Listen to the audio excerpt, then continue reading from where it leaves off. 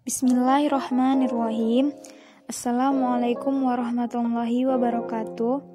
Nama saya Irna Yunita. Saya mahasiswa UIN Sumatera Utara, Fakultas Ilmu Tarbiyah dan Keguruan, Program Studi Pendidikan Guru Madrasah Ibtidaiyah. Pada kesempatan kali ini, saya akan menjelaskan materi sekolah dasar tentang mata pelajaran pendidikan agama Islam dengan judul Sholat. Sholat adalah tiang agama. Siapa yang selalu melaksanakan sholat, maka ia menguatkan agamanya. Siapa yang meninggalkan sholat, maka ia meruntuhkan keyakinannya, yaitu agama. Ada dua syarat di dalam sholat. Yang pertama, syarat wajib.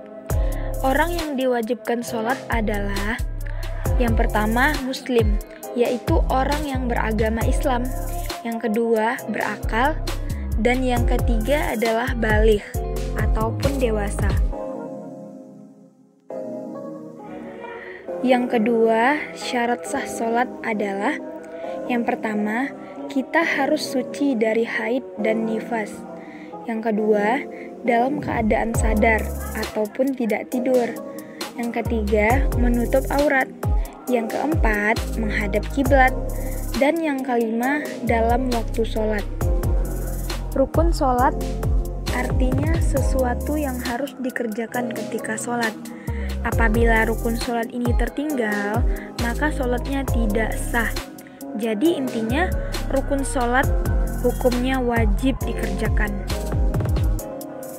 Rukun sholat ada 13. Yang pertama, niat.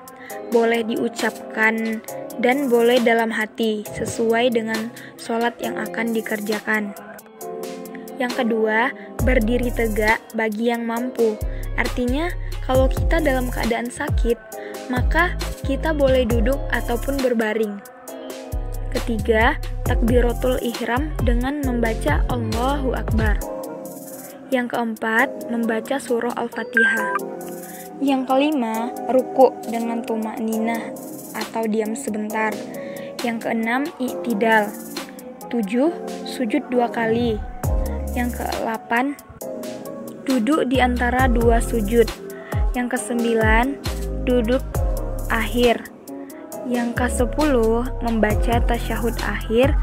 Yang ke-11, membaca sholawat atas Nabi Muhammad SAW ketika duduk akhir atau duduk tasyahud akhir. Yang ke-12, mengucap salam sambil menoleh ke kanan. Dan yang ke-13, tertib atau menertibkan rukun, artinya meletakkan tiap-tiap rukun sesuai urutannya. Sunnah sholat. Ada sunnah-sunnah sholat yang perlu kamu ketahui, yaitu yang pertama, sunnah-sunnah sholat yang berupa perbuatan atau sunnah fi'liyah. Sunnah-sunnah sholat yang berupa perbuatan yaitu pertama, mengangkat kedua tangan sampai ke telinga ketika takbiratul ihram, saat ruku dan bangkit dari ruku. Yang kedua, meletakkan tangan kanan dan kiri di bawah dada. Yang ketiga, mengarahkan pandangan mata ke tempat sujud. Yang keempat, diam sebentar sebelum dan sesudah membaca surah Al-Fatihah. Dan kemudian pada saat sholat berjamaah, hendaknya makmum mendengarkan bacaan imam. Kemudian bersikap lurus waktu ruku dan sujud. Selanjutnya, meletakkan kedua telapak tangan di lutut ketika ruku. Selanjutnya, menempelkan atau meletakkan 7 anggota tubuh saat sujud. Kemudian, meletakkan tangan pada tanah ketika bangun dari duduk. Selanjutnya, duduk sebentar sesudah sujud pada rakaat pertama dan ketiga. Kemudian berdiri sambil meletakkan tangan ke lantai. Yang terakhir, duduk iftirasi pada saat tasyahud awal. Yang kedua, sunnah-sunnah sholat yang berupa bacaan atau sunnah qauliyah. Yang pertama, membaca doa iftitah setelah takbiratul ihram dengan suara berbisik. Yang kedua, membaca ta'awuz sebelum membaca Al-Fatihah. Yang ketiga, membaca amin setelah membaca Al-Fatihah. Yang keempat, membaca surah atau ayat Al-Quran setelah Al-Fatihah. Yang keempat, mengeraskan bacaan pada rakaat pertama dan kedua di dalam sholat maghrib, isya, dan subuh. Yang kelima, membaca takbir ketika akan ruku, sujud, dan bangkit dari sujud. Yang keenam, membaca Sami Allahu liman hamidah ketika bangkit dari ruku. Dan yang ketujuh, membaca Rabbana lakal hamdu mil'us samawati wa mil'ul ardi wa mil'u ma syi'ta min syai'in ba'du.